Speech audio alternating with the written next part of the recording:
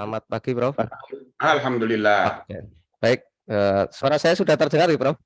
Bagus, alhamdulillah. Oke, baik. Terima kasih. Saya langsung saja mulai, Prof. Ya, monggo. Oke, baik.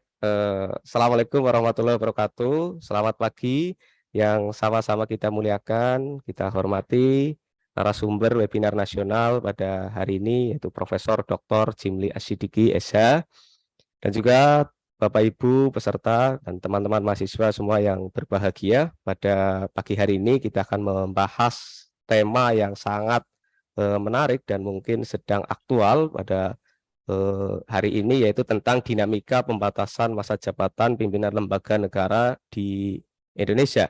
Telah bersama kita narasumber yang tentu sudah tidak perlu lagi diperkenalkan, yaitu Profesor Dr. Jimli Asyidiki, SH.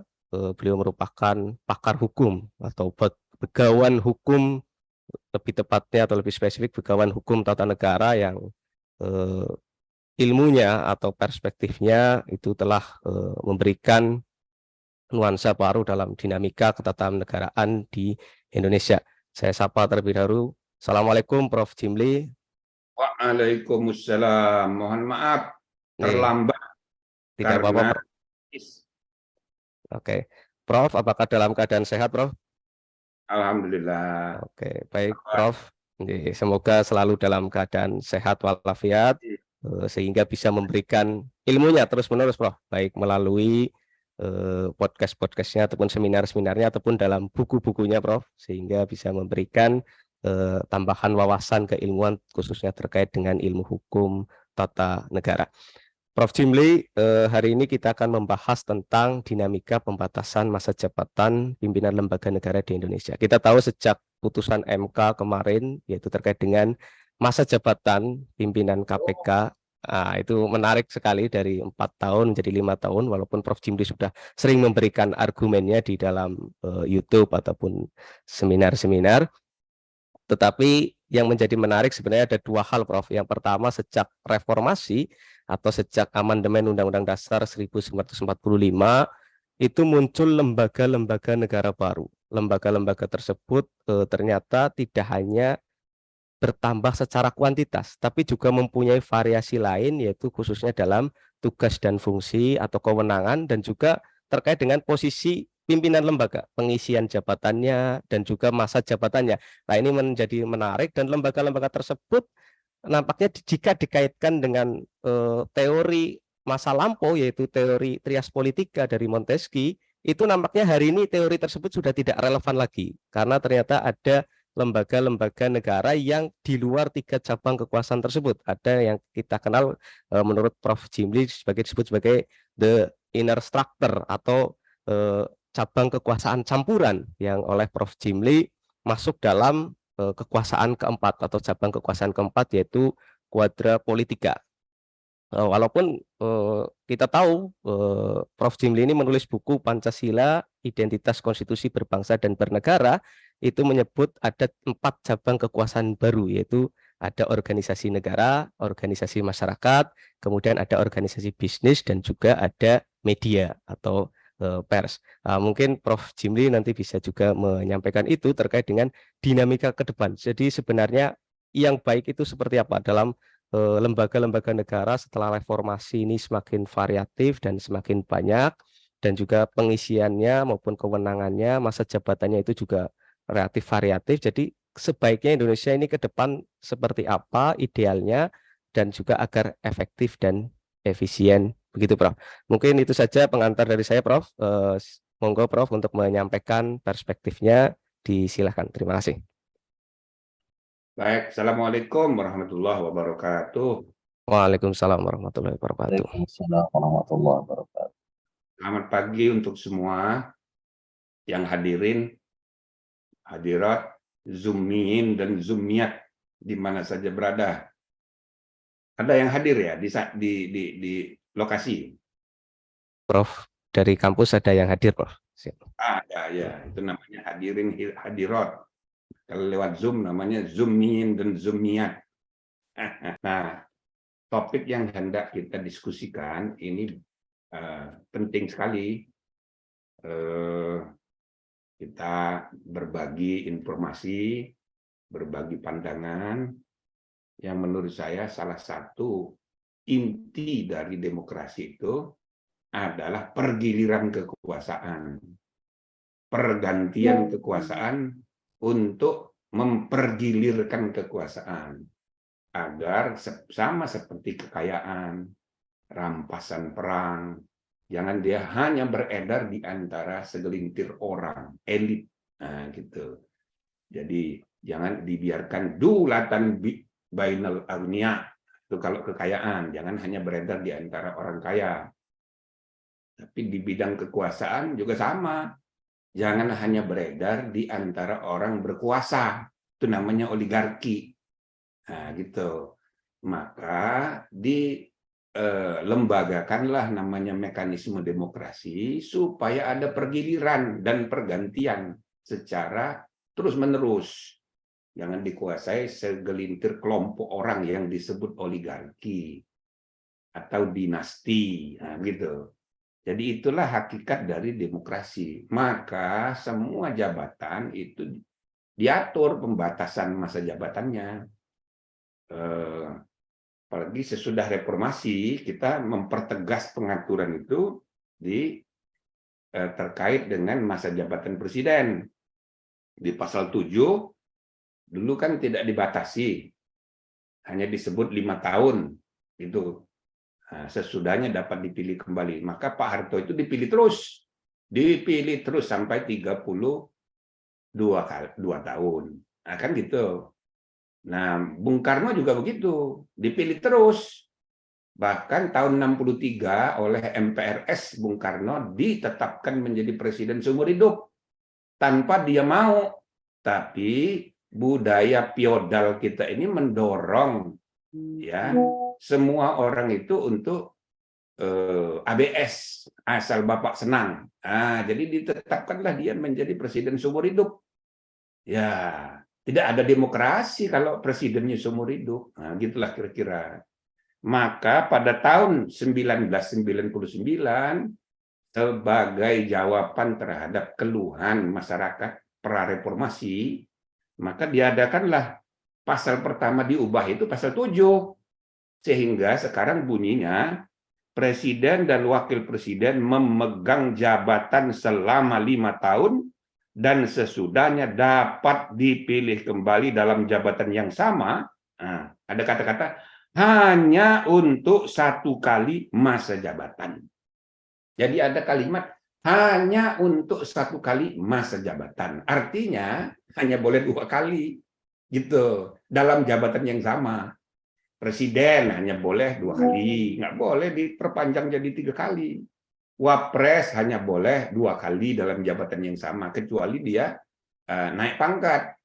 Mantan wapres yang sudah 2 kali menjadi presiden, boleh. Nah, bahkan ada yang menafsirkan, oh kalau presiden sudah 2 periode, boleh ada jadi wapres. Nah, itu soal kedua, soal etika. Kalau soal hukum, mantan wapres boleh naik pangkat. Ya kan? Nah, begitu juga mantan presiden jadi wapres menurut pasal 7 ini ya boleh jadi wapres. Cuma itu dari segi hukum. Kan tidak semua benar salah urusan hidup nih. Halal haram, tapi juga baik buruk. Nah, itu akhlak, soal etika, soal adab. Nah, dari segi adab ya nggak benar masa presiden 2 kali ya menjadi cawapres, ya nggak benar itu dari segi etika. Walhasil ini semua kita atur untuk membatasi masa jabatan presiden dan wakil presiden. Jadi tidak semua diatur dalam konstitusi, tetapi dengan pengaturan mengenai pembatasan masa jabatan presiden ini, artinya semua masa jabatan lembaga-lembaga negara ya itu sama, itu dibatasi juga. Itulah kira-kira, walaupun itu diserahkan pada undang-undang ngaturnya.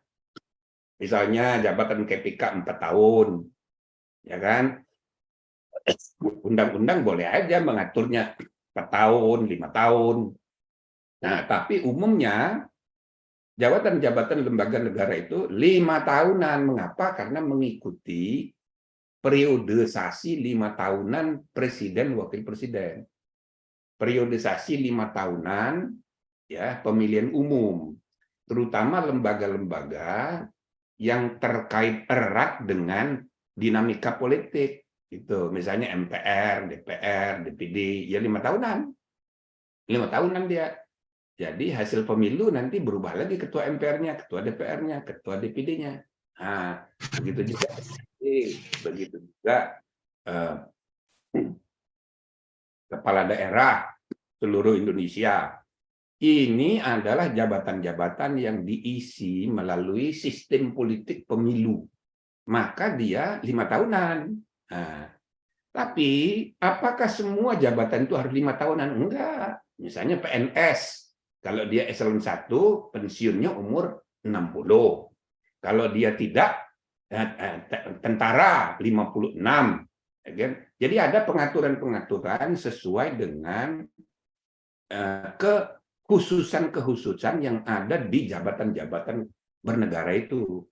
Nah, jadi jabatan bernegara itu pun kompleks sekali. Ada yang disebut pejabat negara, ada yang disebut dengan pejabat pemerintahan, ada yang disebut ASN, ada yang disebut pegawai negeri sipil, ada pegawai negeri sipil, ada tentara. Nah, itu masing-masing sebutan itu punya arti sendiri-sendiri. Nah, tetapi secara umum ini adalah lembaga-lembaga negara. Ya, bahkan lembaga negara itu semua subjek yang menjalankan fungsi kekuasaan negara adalah staatsorgan, organ negara dalam arti luas. Bahkan Hans Kelsen menyebut staatsorgan itu termasuk individu yang menjalankan undang-undang yang membentuk norma. Jadi ada 2 fungsi. Jadi kriteria menurut Hans Kelsen ya. Law creating function dan law applying function. Jadi kalau ada subjek hukum yang menjalankan fungsi pembentukan norma hukum dan menjalankan atau menerapkan norma hukum, dia itu staatsorgan. Misal, ada 2 orang adik kakak di rumah.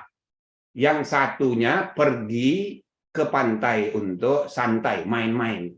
Yang satunya pergi ke TPS untuk menusuk dalam pemilihan umum. Nah, kalau menurut teori Hans Kelsen yang paling luas, itu yang pergi ke pantai itu melakukan private activity, kegiatan praktek sendiri-sendiri sebagai ya subjek privat. Tapi dalam yang satu lagi yang pergi ke TPS itu sedang menjalankan fungsi bernegara, maka dia staatsorgan juga.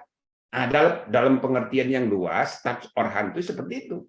Semua subjek yang menjalankan undang-undang, menerapkan ketentuan undang-undang, itu staatsorgan, yang bahasa kitanya lembaga negara juga, dalam arti paling luas.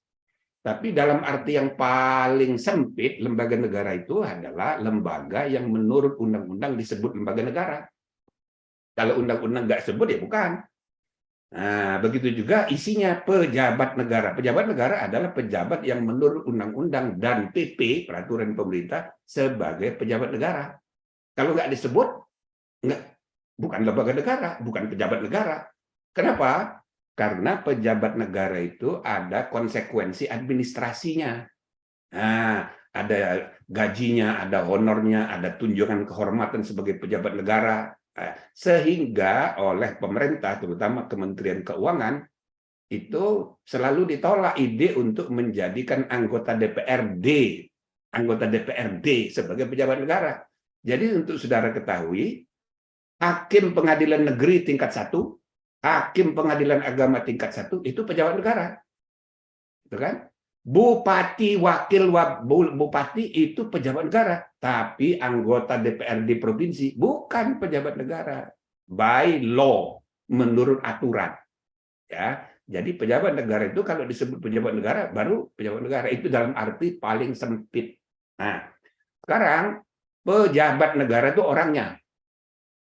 Kantornya, institusinya itu disebut jabatan atau institusi atau organ atau lembaga.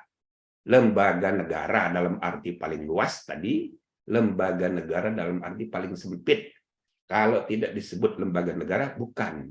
Nah, begitupun misalnya komisi-komisi negara. Ada yang eksplisit disebut lembaga negara, tapi ada juga yang tidak. Itu timbul masalah dalam praktek untuk menentukan pegawainya, untuk menentukan anggarannya, untuk menentukan sekretariatnya dipimpin oleh sekjen atau sekedar sekretaris eselon 2. Jadi wilayah administrasi seperti ini banyak masalah. Nah, tapi di luar itu semua, saya mau menyampaikan aja mengenai jabatan kepemimpinannya. Misalnya KPK. KPK itu ketua dan anggota itu disebut pimpinan. Nah, pimpinan semua, kolektif dia, cuma ada ketuanya. MK itu pejabat negara semua itu. Mahkamah Agung pejabat negara, cuma ada ketua, ada wakil ketua. Nah, jadi itu administrasi internal, ada ketua, ada wakil ketua, tapi semua anggota itu pejabat negara. Nah, masalahnya tidak semua jabatan-jabatan negara seperti ini, ya kan, harus mengikuti periodisasi 5 tahunan. Tidak harus. Yang mengikuti sistem 5 tahunan itu hanya jabatan-jabatan politik yang langsung saja berkaitan dengan pemilu. Sedangkan yang lain diidealkan tidak mengikuti prosedur itu. Misalnya ya MK pada awalnya pakai 5 tahunan. Nah, maka dari pengalaman saya sebagai pendiri, saya selalu menyampaikan diubah saja menjadi usia, supaya kayak saya dulu waktu periode kedua saya diminta semua ketua partai untuk nyalon lagi. Saya tidak mau. Saya merasa kalau saya mendaftar lagi, ya kan, merendahkan martabat. Loh, saya ketua MK, masa ngelamar lagi ke DPR? Tidak mau saya. Itu. Jadi bukannya sombong, bukan, tapi ini menjaga marwah. Jadi saya putuskan tidak maju lagi. Nah, begitu tanggal sudah ditutup, ya kan, saya dihubungi oleh ketua-ketua partai. Misalnya Ibu Mega ngirim utusan, Pramono Anung ketemu saya. Terus Golkar begitu juga. Terus ya semua partai itu kontak saya, ya. Bagaimana Pak Jimli kok nggak daftar lagi? Ya saya sudah cukup, saya bilang tugas sejarah sudah selesai. Gedung sudah jadi, MK sudah terkenal di mana-mana, putusannya jadi referensi di mana-mana. Maka saya kalau awal-awal periode saya itu, begitu ada berita di koran,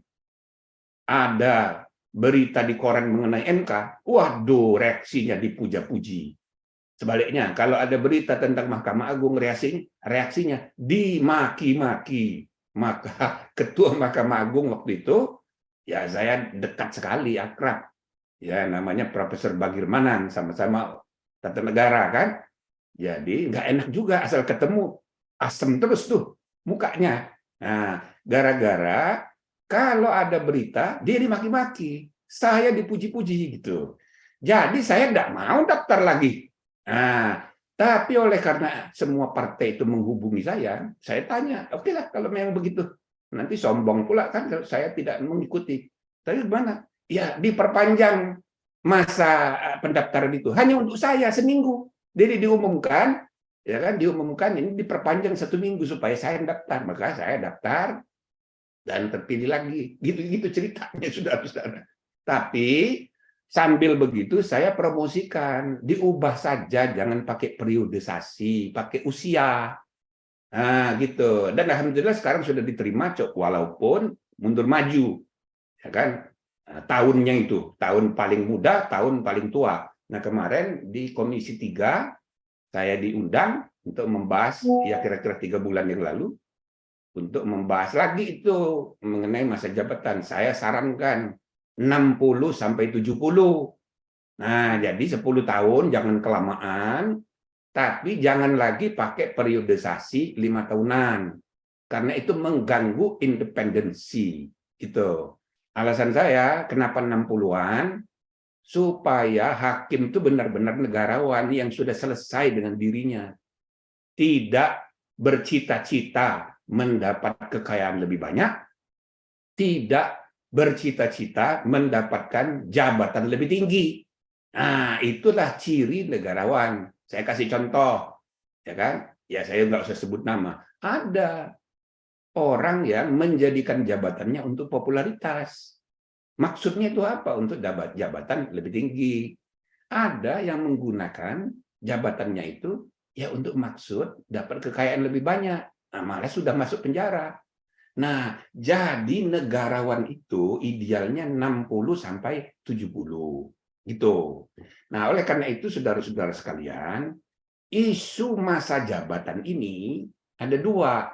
Ada yang mengikuti logika 5 tahunan, ada yang tidak perlu mengikuti logika 5 tahunan itu, malah dihindarkan dari dinamika politik, terutama lembaga-lembaga negara yang diharapkan independen, mandiri, tidak dipengaruhi oleh politik 5 tahunan. Nah, untuk mengatur ini kita serahkan pada pembentuk undang-undang, seperti misalnya KPK, supaya jangan 5 tahunan dia dipengaruhi oleh politik. Nah, maka waktu dibentuk awal itu 4 tahunan. Nah, ya kan? Maka ternyata di ujung hari tahun lalu, ya ini ada yang menggugat. Kok nggak adil ini? Ya, lembaga lain 5 tahun, kok kami diaturnya 4 tahun? Tidak adil, diskriminasi ini. Nah, itu salah cara berpikirnya. Diskriminasi itu hak asasi manusia, bukan hak lembaga. Hak lembaga itu terserah kepada politik pembentukan aturan, politik ya kebijakan. Nah, kebijakannya itu seperti tadi saya sampaikan, KPK itu tidak perlu mengikuti dinamika politik 5 tahunan. Boleh aja diatur 7 tahun, boleh aja diatur 4 tahun, itu adalah open legal policy dari pembentuk undang-undang. Jadi salah kalau itu dikaitkan dengan diskriminasi. Ini diskriminasi itu hak untuk manusia, hak asasi manusia gitu. Jadi saya bukan tidak setuju dengan angkanya. Bisa aja diperpanjang 7 tahun, tapi jangan 5 tahun. Orang asli pemikirannya itu supaya menghindar dari dinamika politisasi 5 tahun itu. Gitu loh. Nah, maka saya membenarkan pendapat dissenting opinion waktu putusan MK mengenai KPK itu. Tapi ya saya bilang kita harus hormati putusan apapun, sebab tidak selalu, atau bukan tidak selalu, malah selalu putusan MK itu melahirkan pro kontra. Ya biar aja, kita kan harus membangun tradisi hormat pada putusan pengadilan. Nah, jadi itu mengenai dinamika jabatan 5 tahunan itu. Tapi yang paling penting ada pembatasan masa jabatan itu. Itulah demokrasi, ya, saudara-saudara. Nah, tetapi zaman sekarang ini ada gejala baru. Nah, sebelum saya masuk soal kuadrupolitika yang tadi ditanya oleh Pak Moderator ya, Saudara Ayon, ini sudah doktor belum ini? Moderator ini? Belum ya? Belum dokter, Prof. Mau mengajukan. Profesor berkenan jadi promotor, Prof. Boleh. Saya lihat jidatnya sudah seperti profesor nih. Siap, Prof. Terima kasih, Prof. Rupanya belum doktor ya, cepatlah. Belum, siap, Prof. Nunggu promotornya belum ada, Prof. Kalau profesor berkenan, siap, Prof. Gimana? Di UI pengennya, Prof. UI? Iya, Prof. Belum daftar, sudah daftar. Belum daftar, Prof. Nah, daftar aja. Siap, Prof. Kalau Nanti selain tanya sama dekannya, boleh enggak? Saya sudah beberapa kali jadi promotor di Unpad, di mana gitu, ya kan, di Undip, ya boleh aja. Tapi kalau masuk UI ya sudah pasti boleh. Silahkan. siap, Prof. Nanti saya komunikasi dengan profesor. Ya, tapi paling telat tanggal 26 Juni untuk daftar. Siap, Prof. Sekarang masih berapa hari lagi? 2 hari lagi. Nah, ini nyimpang ini urusan lain. Nah, jadi saudara-saudara, sekarang ini muncul tren baru, perpanjangan masa jabatan. Nah, mulai awal abad ke-21 ini muncul. Nah, jadi supaya saudara tahu juga seluruh dunia ada tren democratic regression atau istilah lain democratic backsliding. Jadi kemunduran dalam demokrasi. Nah, jadi dia regress, mundur ke belakang, backsliding. Itu dalam praktek demokrasi di banyak negara. Misalnya kayak negara-negara Afrika, ya kan, Amerika Latin, di Asia, terutama mulai dari Afrika, itu muncul gejala perpanjangan masa jabatan jadi 3 periode. Nah, jadi saudara jangan mengira hanya di Indonesia aja orang membicarakan itu. Oh, di mana-mana, di mana-mana.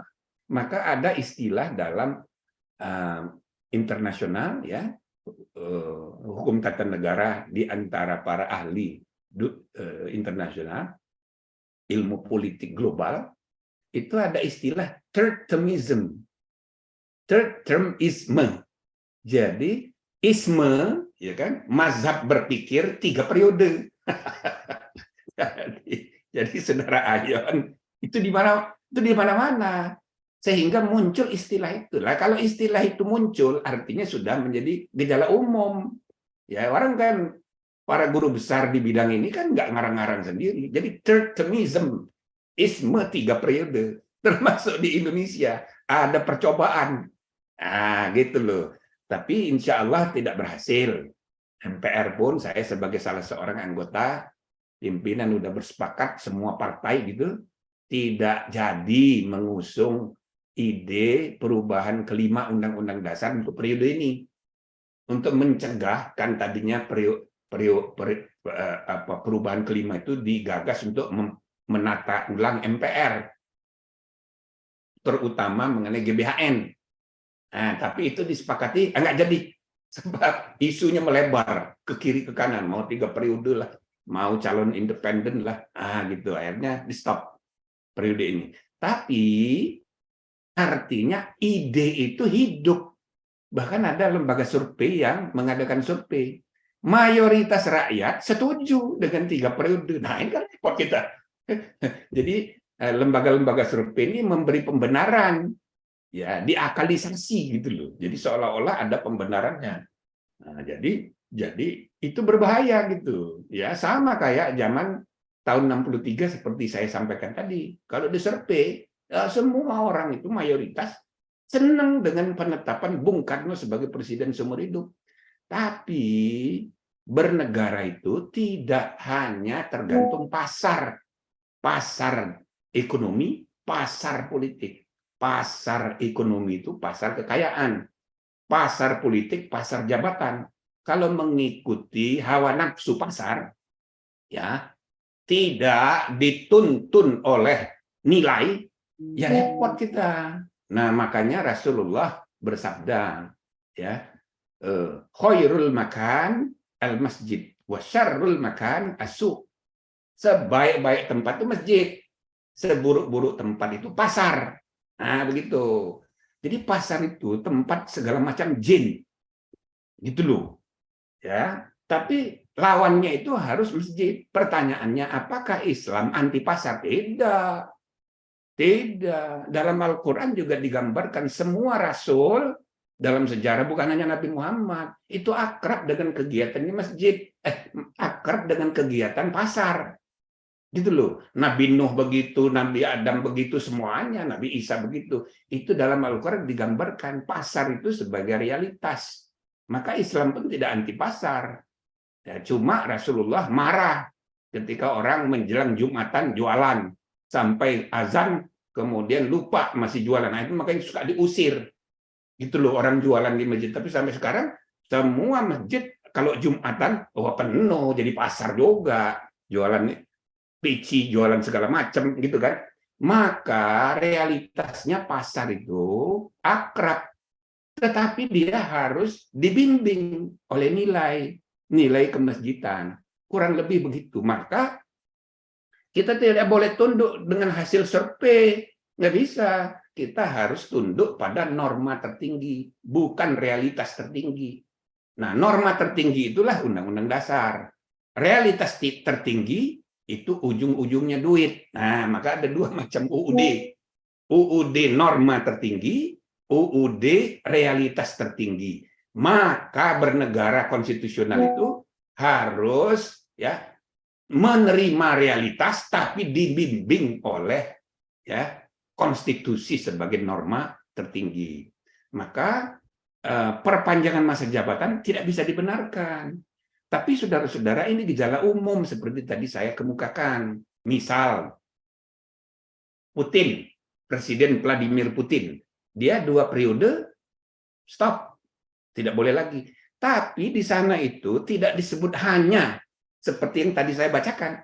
Kita kan pasal 7 yang baru itu bunyinya, jadi presiden dan wakil presiden memegang jabatan selama 5 tahun dan sesudahnya dapat dipilih kembali dalam jabatan yang sama hanya, nah itu kata hanya untuk 1 kali masa jabatan. Hanya. Nah, jadi kata-kata hanya ini dalam konstitusi Rusia tidak ada.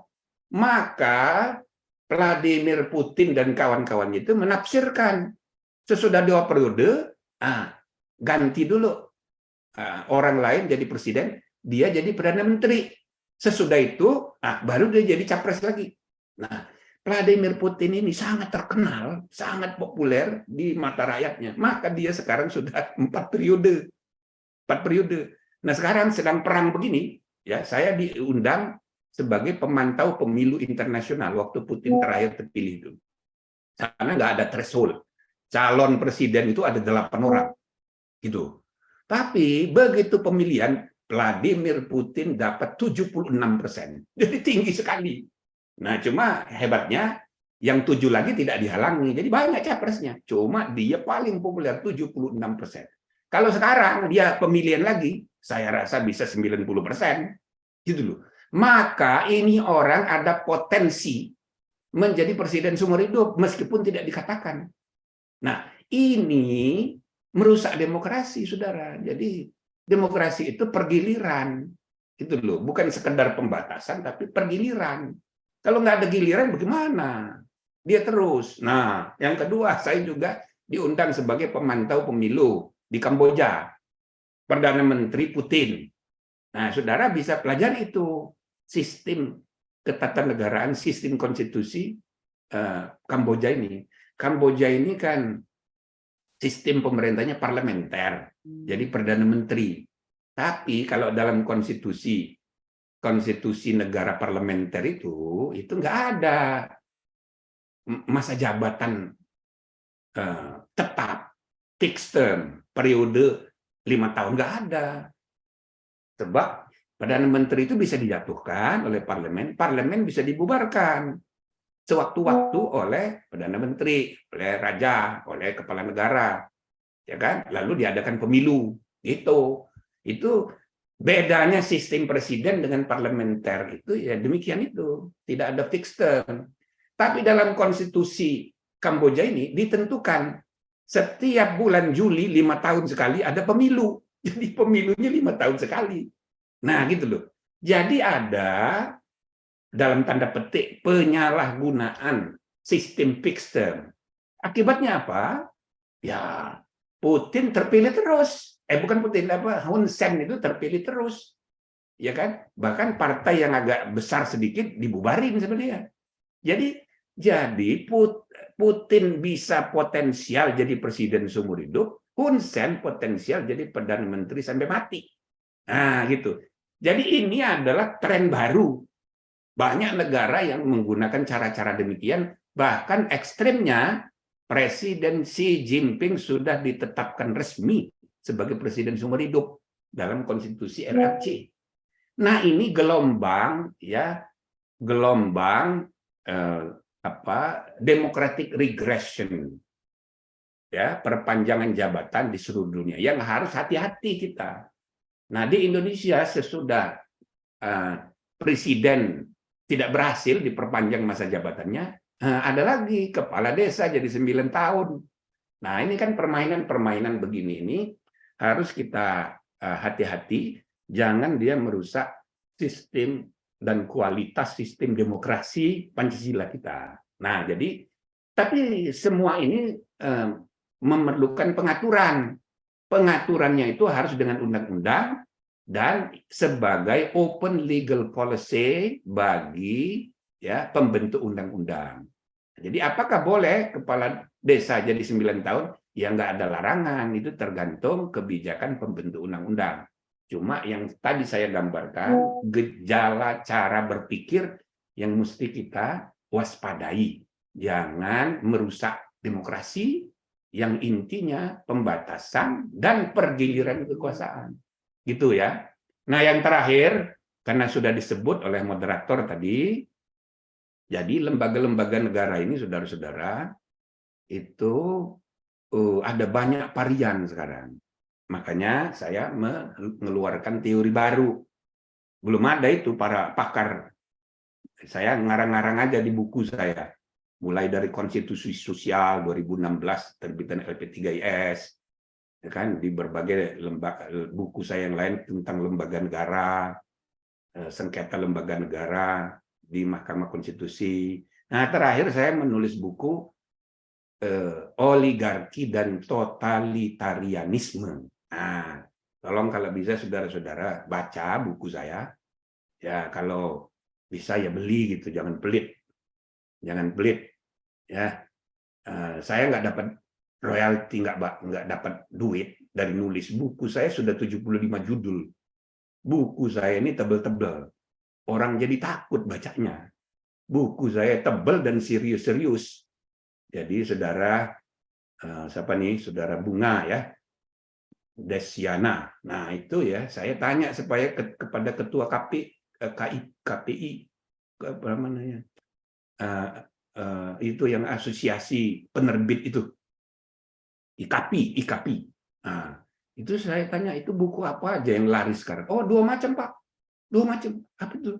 Satu buku doa-doa, itu laris. Yang kedua buku roman, itu laris. Sudah ketahuan pembelinya. Anak-anak muda membeli buku roman. Ya kalau yang sudah uzur-uzur, beli doa-doa, laris itu. Tapi kalau buku-buku serius, kayak buku saya, kurang laku. Nah, makanya mahasiswa yang harapan saya, kurangi ngerokok, beli rokok kurangi, beli buku. Cuma kalau pelit, ya saudara baca di perpustakaan. Gitu kira-kira. Dan saya pun tidak masalah kalau buku saya difotokopi untuk kepentingan pendidikan, monggo silahkan. Ya, memang fotokopian sekarang lebih murah. Ya, itu juga keluhan toko buku sekarang. Nah, tapi bagi saya yang penting dibaca. Ya, walaupun saya nggak dapat royalti nggak apa-apa. Jadi saudara-saudara sekalian, teori tentang fungsi-fungsi kekuasaan ini banyak sekali, sudah ribuan buku menulisnya. Tapi yang pertama kali ya mengembangkan pikiran tentang pentingnya memisahkan 3 cabang kekuasaan itu Montesquieu. Nah, gitu. Dia ini kan mantan hakim. Nah, sesudah tidak jadi hakim dia menjadi filosof, banyak nulis. Nah, dulu pengadilan itu di bawah eksekutif, di bawah pemerintahan. Nah, gitu. Jadi kekuasaan itu terpusat di tangan raja. Baru sesudah gerakan liberalisme muncul, berkembang ide untuk membuat lembaga perwakilan rakyat. Awalnya itu lembaga penasihat dulu, lembaga penasihat, kemudian lembaga perwakilan. Di Perancis begitu, di Inggris begitu, ada House of Lords, ada House of Commons, partai-partai. Nah, maka muncul partai-partai. Tapi awalnya itu baru dua fungsi yang dipisahkan itu. Jadi policy making, policy executing. Jadi lembaga yang membuat kebijakan, itu legislasi, lembaga legislatif, lembaga yang menjalankan kebijakan, itu eksekutif. Nah, 2 itu, ya kan? Tapi oleh Montesquieu ditambah 1 lagi, ini harus dipisah, lembaga yudikatif. Nah, jadi makanya jadi trias politika di dalam bukunya L'Esprit de Loi. Ya, buku itu diterbitkan pertama kali 1748. Jadi kira-kira ya setengah abad sebelum Revolusi Prancis. Sehingga buku itu sangat berpengaruh dalam Revolusi Prancis, dan juga ketika Konstitusi Amerika disusun, itu referensi para the framers itu ya buku itu, buku Montesquieu ini. Nah, jadi ini juga digambarkan dalam buku lain, ya Duo Politica, lalu kemudian berkembang jadi Trias Politica. Ya, jadi ini saudara-saudara awal ya perkembangan pemikiran tentang separation of powers. Tapi saya gambarkan di dalam buku-buku saya, ini sebenarnya ada hukum alamiah, sunnatullah. Makin kompleks kehidupan organisasi itu ada yang dinamakan ya diferensiasi struktural, diferensiasi fungsional. Jadi pembedaan fungsi, pembedaan struktur fungsi itu saya gambarkan ini sunnatullah. Apa itu? Hukumnya kehidupan yang diciptakan dalam kehidupan oleh Allah. Ini sunnatullah ini. Ya kan? Apa itu? Misalnya ulama. Zaman dulu yang namanya ulama itu mulai dari urusan bintang gemintang namanya ilmu falak sampai ke ilmu kawin cerai, itu adalah materi pembahasan dan keahlian dari ulama. Jadi semua ulama itu, ulama bintang yang menentukan hisab ya dan ru'yat, itu ulama banget. Tapi yang memperdebatkan mengenai P3NTR, nikah talak rujuk, itu juga ulama. Nah, tapi lama-kelamaan ini dibedakan dan dipisahkan. Ulama urusan bintang ke bintang itu namanya disebut ilmuwan, ya kan? Ulama yang urusan keagamaan disebut ulama. Jadi ada pembedaan yang lama-lama dipisahkan. Ini gejala umum, ya kan? Dalam kaitannya dengan kekuasaan negara juga begitu.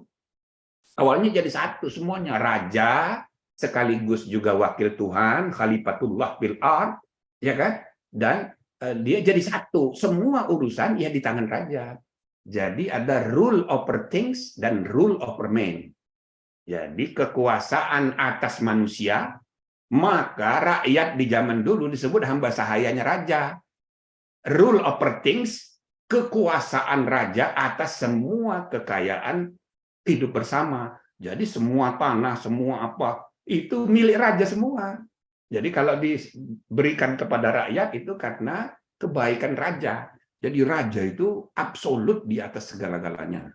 Nah, lebih-lebih dia juga ya dipersepsi sebagai wakil Tuhan, anak Tuhan, wakil Tuhan, gitu loh.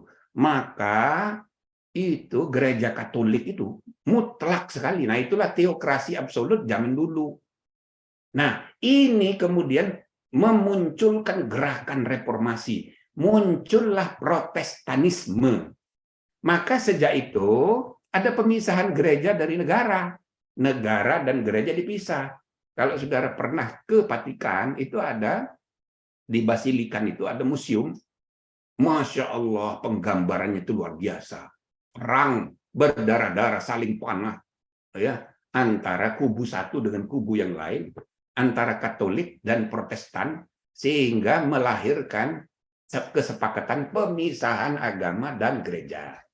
Itu yang disebut oleh kita sebagai sekularisme. Nah, sekularisme itu sampai sekarang ini dimusuhi, dianggap jelek sekali. Tapi sebenarnya kalau kita mempelajari fakta sejarah, itu kenyataan hidup. Itu adalah keharusan sejarah. Yang di zaman itu solusi. Jadi jangan kita hanya negatif saja melihat semua hal. Jadi pemisahan kekuasaan yang pertama itu sekularisme itu. Walaupun kita tidak usah jadikan itu sebagai mazhab berpikir ya, ideologi. Tapi itulah kenyataan hidup. Maksudnya kekuasaan itu harus dipisah antara urusan individu dengan urusan umum, antara urusan berketuhanan maka dikembalikanlah kepada pengertian semula. Sehingga kalau bagi orang Islam mudah itu. Khalifatullah itu beda dengan Khalifatur Rasul. Dalam politik Khalifatur Rasul, penerus Rasul sebagai pemimpin. Tapi Khalifatullah itu kan konsep semua manusia. Maka ide khilafah yang sekarang ini salah. Nah, gitu loh, nggak benar. Itu ada buku saya yang bareng dengan totalitarianisme, judulnya Teokrasi, Sekularisme, dan Khilafahisme. Nah, ini Saudara Ayon, bagusnya di Fakultas Syariah, ini dipelajari juga. Jadi bukan hanya oligarki. Coba lihat buku apa tuh? Coba. Itu Pancasila. Itu Pancasila. Nah, yang satu lagi, teokrasi, sekularisme, dan khilafahisme. Jadi saya mau menggambarkan bahwa fungsi-fungsi bernegara itu makin lama makin kompleks dan perlu dibeda-bedakan satu dengan yang lain dan dipisah-pisahkan. Nah, gitu. Nah, dalam kaitan dengan itulah kita menerima ide ya Montesquieu pada mulanya 3, eksekutif, legislatif, yudikatif. Nah, pada pertengahan abad 20 muncul teori baru, media sebagai the fourth estate of democracy, the fourth branch of democracy. Cabang keempat dari demokrasi itu setelah eksekutif, legislatif, yudikatif, and the media. Nah, begitu. Nah, singkat kata, semua ahli ilmu komunikasi, ilmu politik di seluruh dunia menerima bahwa pers itu adalah ya cabang kekuasaan keempat sesudah eksekutif, legislatif, yudikatif, dan media. Itu begitu di mana-mana. Nah, sekarang saya mengembangkan pengertian baru. Media itu memang nomor 4, tapi ngitungnya bukan dari eksekutif, legislatif, yudikatif, and the media, tapi dari state, civil society, market, and the media. Sedangkan yang eksekutif, legislatif, yudikatif itu ada cabang keempatnya yang berbeda. Sekarang muncul lembaga-lembaga sejak ya Great Depression di Amerika itu tahun 30-an, muncul komisi-komisi negara banyak sekali. Komisi ini, komisi itu, komisi apa lagi ya. Komisi misalnya komisi ya apa namanya informasi, komisi yang sifatnya menjalankan fungsi-fungsi campuran. Nah, di buku saya bahas dulu beberapa contoh di Amerika Serikat, banyak sekali. Ya, di dalamnya itu fungsinya itu campuran. Dia eksekutif juga, tapi juga legislatif dan yudikatif juga. Nah, itu tercermin juga sesudah kita reformasi, kita mendirikan banyak sekali lembaga campuran. Contohnya Komisi Informasi Pusat. Nah, banyak yang saudara sarjana hukum yang tidak menyadari ini. Ya, maka di dalam Undang-Undang Kebebasan Informasi Publik tidak ada syarat menjadi anggota KIP, KID seluruh Indonesia. KIP itu Komisi Informasi Pusat, KID Komisi Informasi Daerah. Nggak ada syarat harus ada sarjana hukumnya jadi anggota itu. Nggak ada.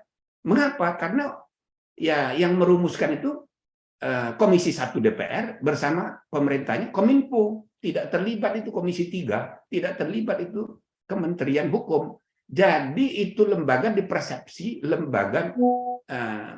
lembaga biasa. Padahal dia ngadili. Jadi KIP itu diberi kewenangan oleh Undang-Undang Kebebasan Informasi Publik sebagai lembaga administrator eksekutif pemerintahan, tapi dia diberi kewenangan regulatori, ngatur sendiri. Lah itu seperti legislatif. Tetapi di samping itu dia juga diberi kewenangan ya ngadili. Nah, nggak kayak Bawaslu. Kalau Bawaslu kan menyangkut administrasi pemilu, pengadilan juga Bawaslu itu. Tapi ini pidana. Jadi kepadanya diberi kewenangan ya mempidanakan, memutus, memenjarakan pejabat negara yang tidak menjalankan, membuka informasi publik setelah diminta menurut prosedur undang-undang, maka pejabat itu diancam dengan pidana penjara 1 tahun 2 tahun, dan bahkan 3 tahun. Jadi KIP itu ngadili, benar-benar ngadili. Bisa memenjarakan orang. Nanti bandingnya ke pengadilan negeri. Untuk eksekusinya ke pengadilan negeri. Tapi dia ngadili. Nah, lembaga seperti ini banyak sekarang. Misalnya, KPPU. Saya ketua penasihatnya KPPU. Nah, itu Komisi Pengawas Persaingan Usaha. Waktu reformasi kita bikin 2. Komisi Pengawas Persaingan Usaha untuk urusan bisnis, ekonomi. Satu lagi KPU Independen untuk urusan pasar politik. Nah, KPPU pasar ekonomi. Nah, ini pasar politik, KPU. Nah, KPPU itu perluasan dari fungsi administrasi negara, eksekutif, tapi dia juga diberi kewenangan regulatori, dan tetapi dia pengadilan juga, pengadilan mengenai pengadilan anti monopoli, oligopoli, dia ngadili. Jadi lembaga-lembaga seperti ini, termasuk penyelenggara pemilunya, KPU diberi kewenangan sebagai penyelenggara, diberi kewenangan sebagai regulator. Nah, tapi untuk pengawasan dan pengadilan, itu Bawaslu namanya. Jadi Bawaslu itu lembaga pengadilan administrasi, ya, sengketa pemilu di bidang administrasi. Nanti bandingnya ke Pengadilan Tinggi Tun. Nah, inilah lembaga yang disebut kuasi peradilan atau peradilan semu. Jadi lembaga-lembaga seperti ini fungsinya campuran. Nah, bahkan sebetulnya sejak kita awal merdeka ada BPK, Badan Pemeriksa Keuangan. BPK itu adalah lembaga yang mengurusi administrasi keuangan. Maka dia ditugasi untuk memeriksa administrasi keuangan negara. Jadi dia bagian dari pemerintahan tapi dibikin independen.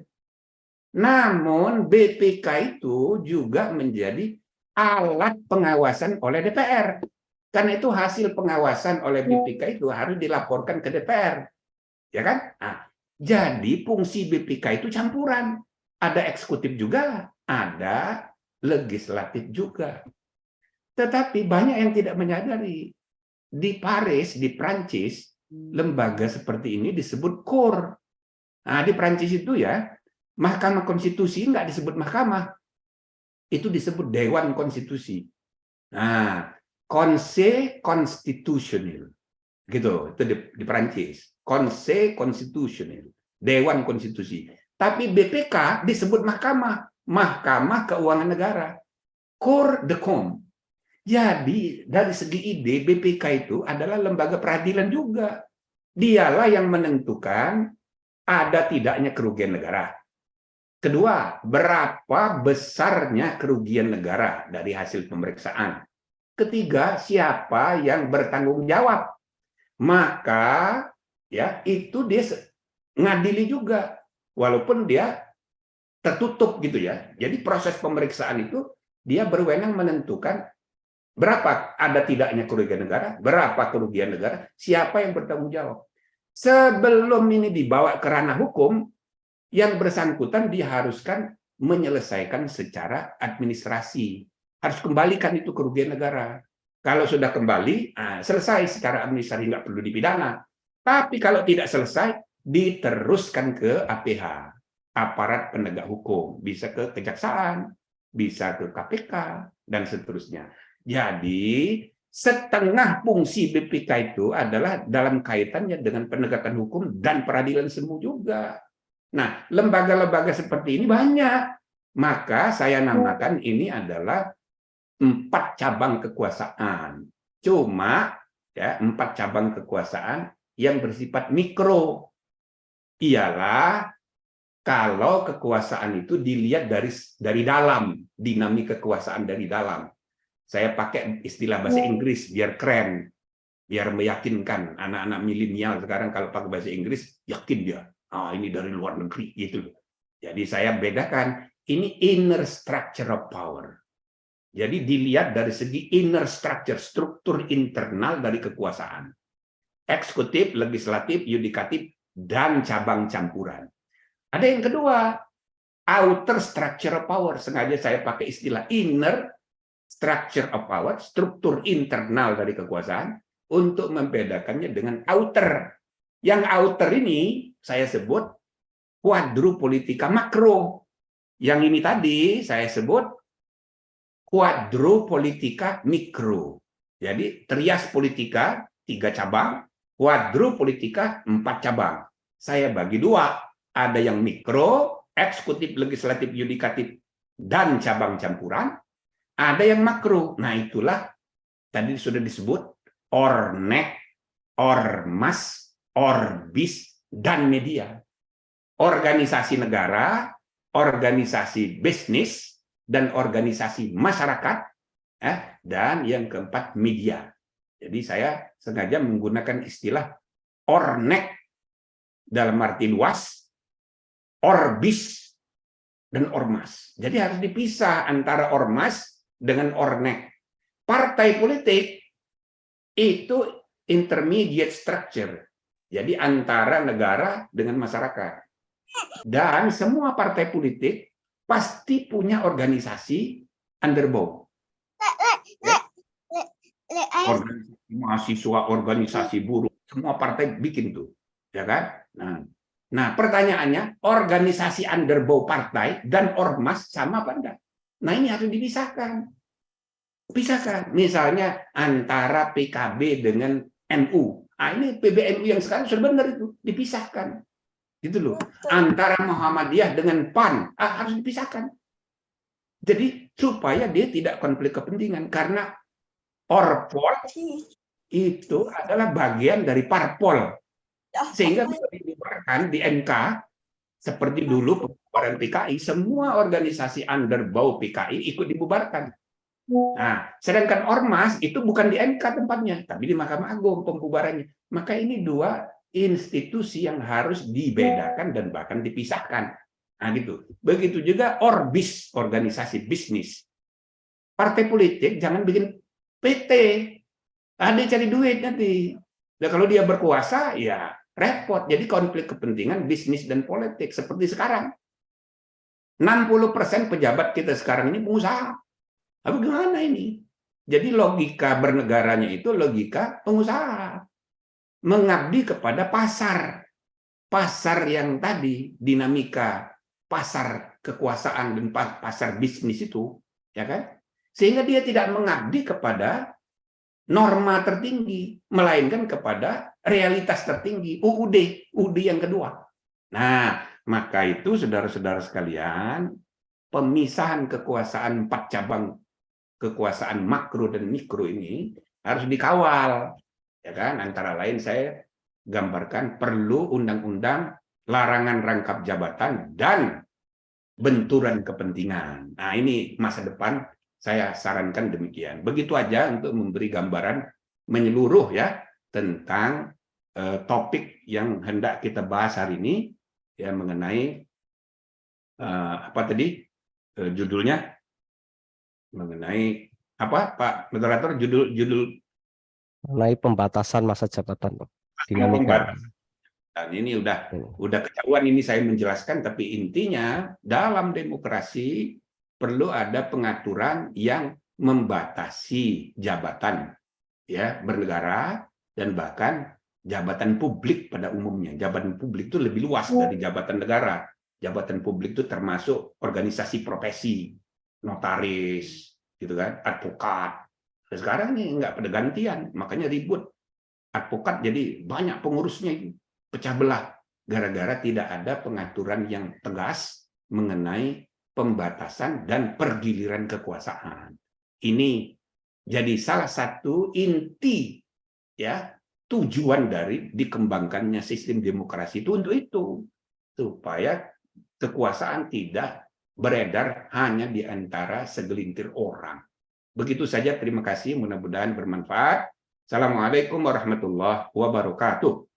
Waalaikumsalam warahmatullahi wabarakatuh. Terima kasih Prof. Jimli, materi yang sangat luar biasa. Saya pikir ini materi yang sangat menarik, Prof. Mungkin di kampus-kampus belum terlalu digalakan ide-ide Prof. Jimli, sehingga dengan adanya webinar kali ini saya pikir bisa menambah wawasan terutama bagi akademisi dan juga tentunya mahasiswa dari Fakultas Hukum maupun Fakultas Syariah, khususnya Prodi Hukum Tata Negara, terkait dengan penataan kelembagaan negara dan juga masa jabatan pimpinan lembaga negara.